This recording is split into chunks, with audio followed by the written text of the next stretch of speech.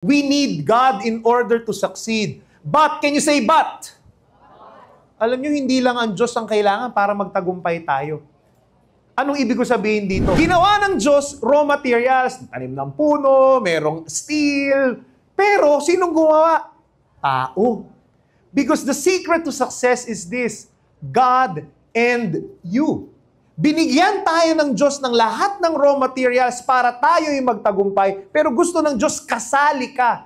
Ikaw ang bahala kung anong gagawin mo sa raw materials ng buhay mo. Binigyan ka niya ng talento, binigyan ka niya ng galing, binigyan ka na ng mahal sa buhay, binigyan ka niya ng mga taong tutulong sa'yo. Ang tanong ito, gagamitin mo ba? Because if you want to succeed, kailangan magka-partner kayo ng Diyos. You need God and you. In other words, all I'm trying to say is this. If you want to succeed, you must first make the choice to succeed. Kasi gusto kang tulungan ng Diyos magtagumpay, ang tanong ito, gusto mo bang tulungan ang sarili mo para magtagumpay? Kasi kung gusto mo, lahat ng kailangan mo, ipadadala ng Diyos sa iyo. Basta gusto mo. And you need to make that choice.